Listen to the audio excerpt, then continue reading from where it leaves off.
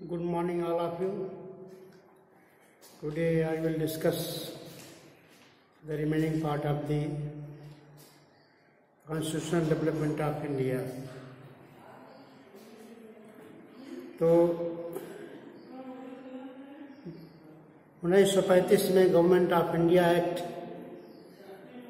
जो अपनी अपेक्षाओं को पूरा न कर सका, इसके पश्चात ब्रिटिश प्रधानमंत्री चर्चिल ने एक ऐसे मिशन की स्थापना की जो कि भारतीय हितों को ध्यान में रखकर उसके उद्देश्यों की पूर्ति करे। तो 1942 में कृषि मिशन भारत भेजा गया, जिसने कि एक निर्वाचित संविधान सभा का गठन किया तथा इसमें जो संविधान सभा की संरचना की गई, जिसके द्वारा भारतीयों को संविधान बनाने का अधिकार प्रदान किया गया। तत्पश्चात इस मिशन में कुछ गड़बड़ियां होने से जिसमें सांप्रदायिक आधार पर निर्वाचन की व्यवस्था तथा कुछ राज्यों को स्वतंत्र संविधान सभा के गठन का अधिकार, इन सब बातों को लेकर के कांग्रेस पार्टी सहित सभी राजनीतिक दलों ने इसका बहिष्कार किया। इसके पश्चात ब्रिटिश सरकार को दूसरा प्रतिनिधिमंडल भारत भेजना पड़ा, जो कि भारतीय आशाओं के अनुरूप हो। तो कृषि मिशन के प्रस्ताव की सफलता के बाद दूसरा मिशन आए कैबिनेट मिशन। कैबिनेट मिशन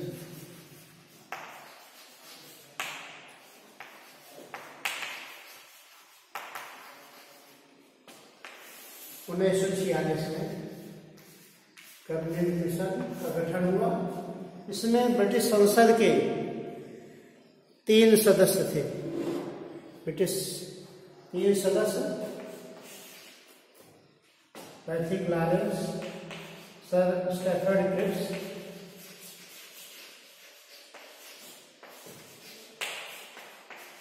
दूसरे सदस्य थे पैट्रिक लॉरेंस,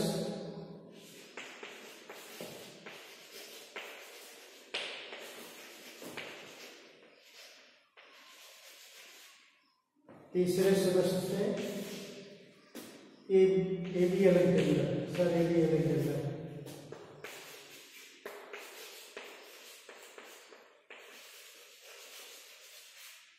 इस प्रकार से 3 सदस्यों को मिलाकर कैबिनेट मिशन की स्थापना की गई। कैबिनेट मिशन ने भारत के संबंध में कुछ सुझाव प्रस्तुत किए, जिसमें पहला सुझाव था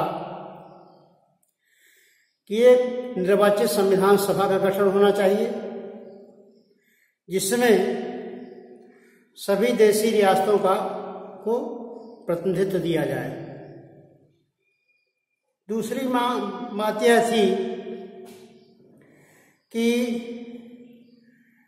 भारतीयों को संविधान बनाने का अधिकार प्रदान किया जाए। तीसरी बात यह थी कि भारत से ब्रिटिश प्रभुसत्ता समाप्त की जानी चाहिए। और चौथा प्रमुख बिंदु यह था कि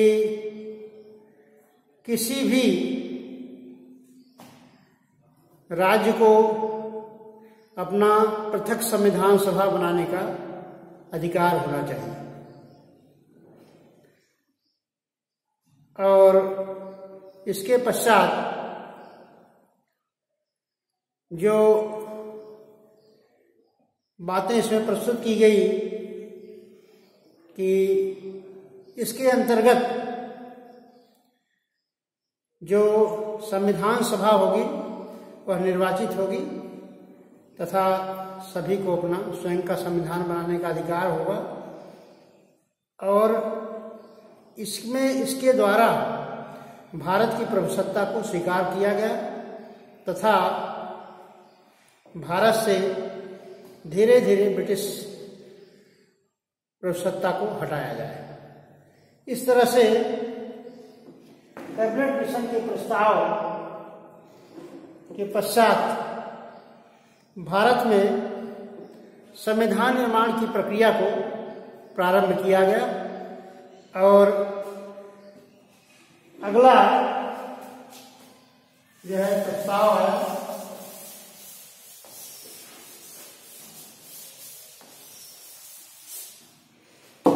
भारतीय स्वतंत्रता अधिनियम। भारतीय स्वतंत्रता अधिनियम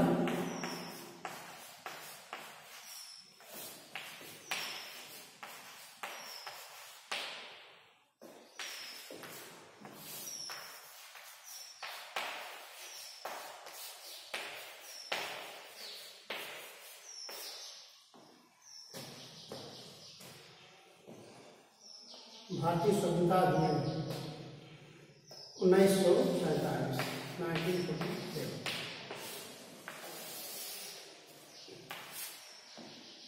इस प्रकार से भारतीय स्वतंत्रता अधिनियम जो 1946 में कैबिनेट मिशन का गठन किया गया था, उसके परिणाम स्वरूप भारत में संवैधानिक गतिविधि प्रारंभ करने के संबंध में कुछ सुझाव दे रहे थे।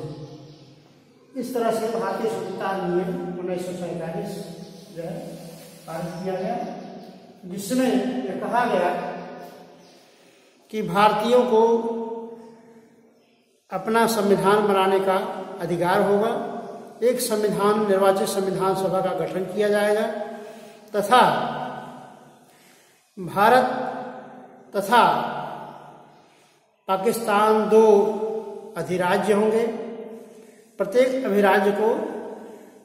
अधिराज्य को डोमिनियन स्टेट को अपना स्वयं का संविधान बनाने का अधिकार होगा तथा भारत से ब्रिटिश प्रभुसत्ता समाप्त की जाएगी।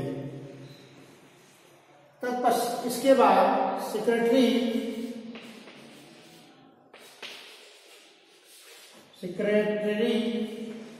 ऑफ स्टेट फॉर इंडिया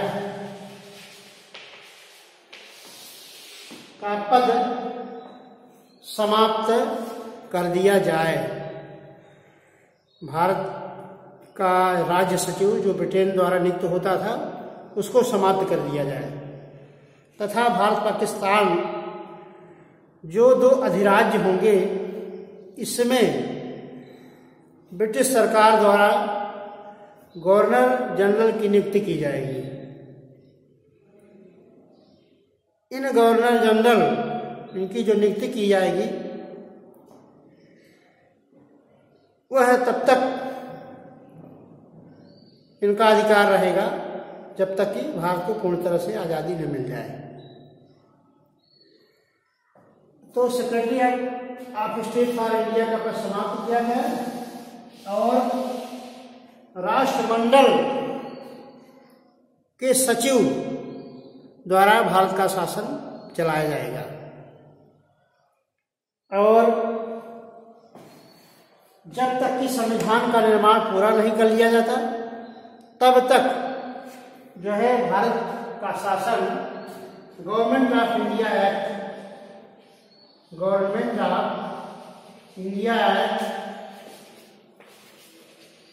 1935 द्वारा शासन चलाया जाएगा।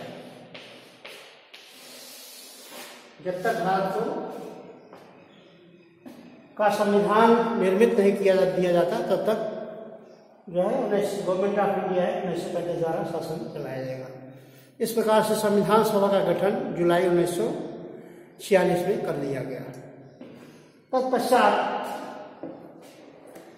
भारतीय स्वतंत्रता विधेयक प्रस्तुत किया गया और भारत जो है लंबी दास्ता के बाद 200 वर्षों की दास्ता के बाद पूर्णतः मुक्त हुआ।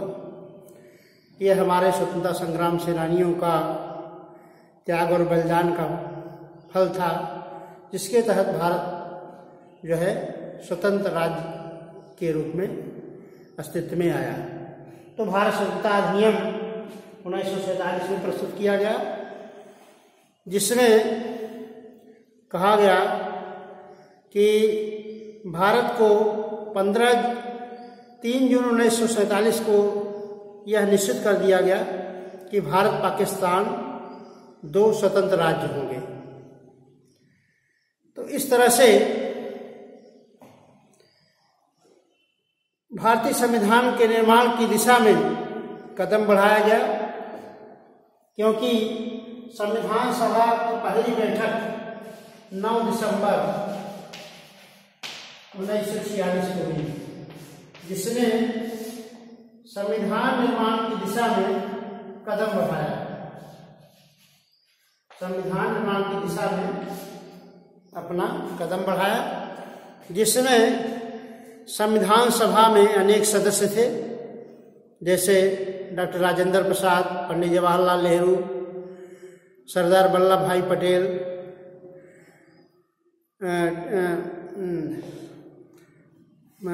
इसके बाद थे आचार्य जे.बी. कृपलानी, पंडित हृदयनाथ कंजरू, स्वामी गोपाल कृष्ण अय्यर, स्वामी कृष्ण अयंगर, टी.टी. कृष्णमाचारी, हृदयनाथ कुंजरू और डॉक्टर सच्चिदानंद सिन्हा, आचार्य जे.बी. कृपलानी इत्यादि अनेक, डॉक्टर राजेंद्र प्रसाद जैसे सदस्यों को संविधान सभा में रखा गया, जिनके अथक प्रयत्नों के परिणाम स्वरूप संविधान का कार्य बनाने का कार्य प्रारंभ हुआ। तो इसमें संविधान बनाने के लिए जो संविधान सभा का गठन किया गया, उसमें इसने अब संविधान निर्माण की दिशा में अपना कार्य प्रारंभ किया। और चूंकि संविधान निर्माण का कार्य 1946 में प्रारंभ हुआ, उस समय कैबिनेट मिशन योजना के अंतर्गत जो परिसीमाएं लगाई गई थी, उससे संविधान निर्माण की दशा बनाने की दिशा में कुछ अवरोध उत्पन्न था। लेकिन तथा मुस्लिम लीग द्वारा भी संविधान सभा में भाग लेने से इनकार कर लेने के बाद भी संविधान सभा ने अपना कार्य जो है जारी रखा, तथा इन संविधान सभा के सदस्यों के अथक प्रयास के फलस्वरूप, जिसमें संविधान सभा का स्थायी अध्यक्ष डॉक्टर राजेंद्र प्रसाद को बनाया गया। इनकी अध्यक्षता में जितने भी सदस्य थे, जिनको मैंने बताया, संविधान निर्माण की दिशा में अपना कार्य प्रारंभ किया, जो कि यह संविधान जो है, इसके पश्चात एक प्रारूप समिति का गठन किया गया, ड्राफ्टिंग कमेटी,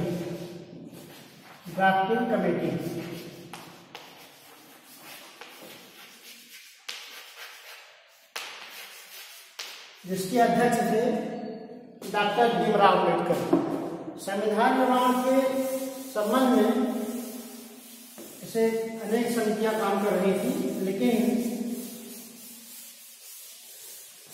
2 समिति प्रमुख बहुत महत्व थी।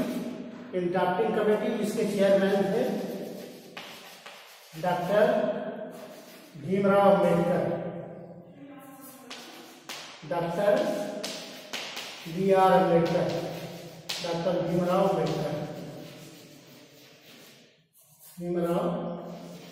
अम्बेडकर, तथा दूसरी समिति कॉन्स्टिट्यूएंट असेंबली,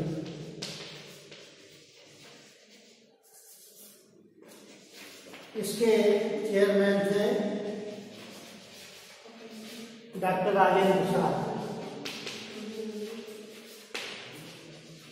इनको अस्थायी अध्यक्ष बनाया गया।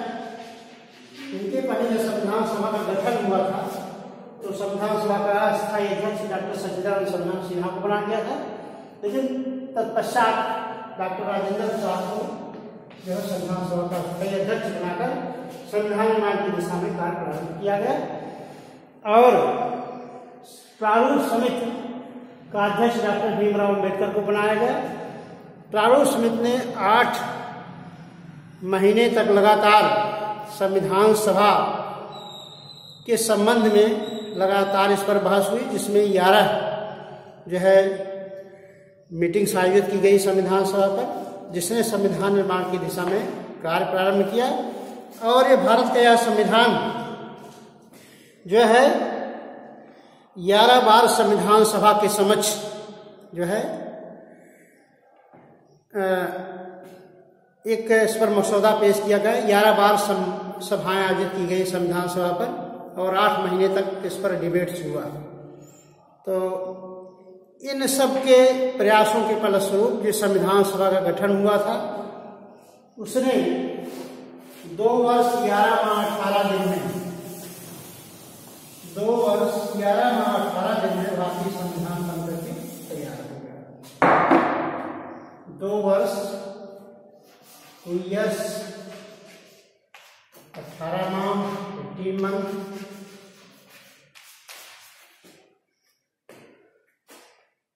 2 वर्ष 11 माह 18 दिन मंथ एंड 11 डे।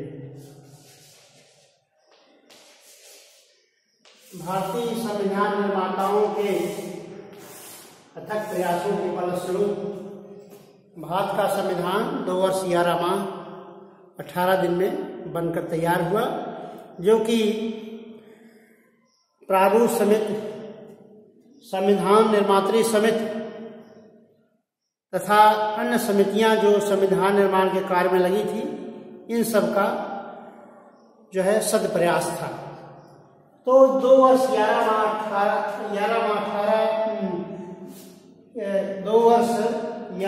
18 दिन में जो हमारा संविधान अस्तित्व में आया और जिस संविधान सभा का गठन 1946 में किया गया था, इस प्रकार के हमारा संविधान हमारी कॉन्स्टिट्यूएंट असेंबली द्वारा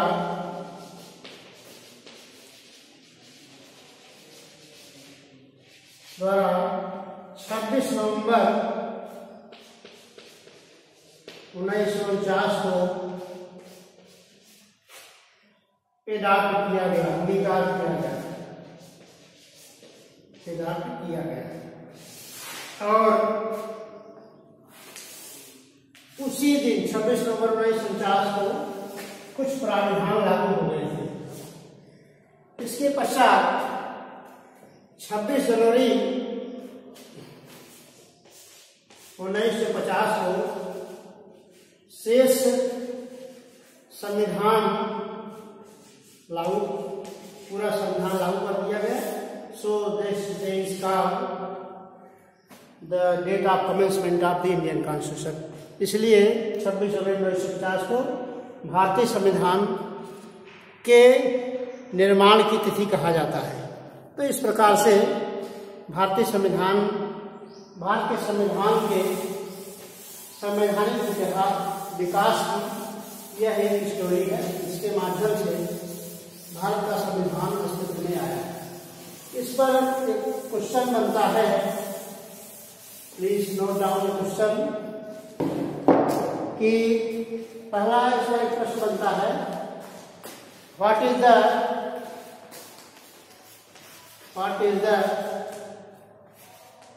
constitutional development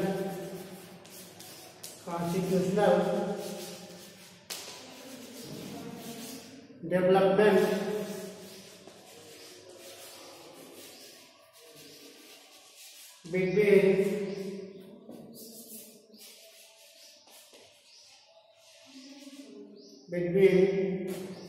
1858 to 1950. Discuss briefly.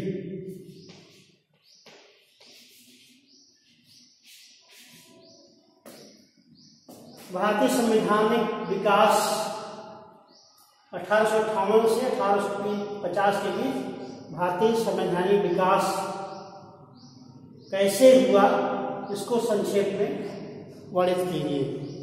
Bharat का संवैधानिक विकास हिंदी में इसको लिख दीजिए।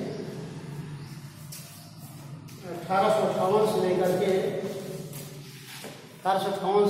के 1950 तक का भारत के संवैधानिक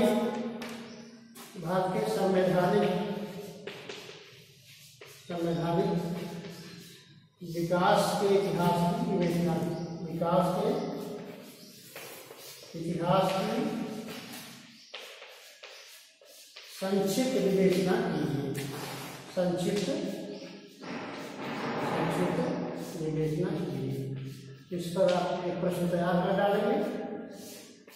जो दिक्कत होगी आप लोग उसको समझ बताइए, ठीक है।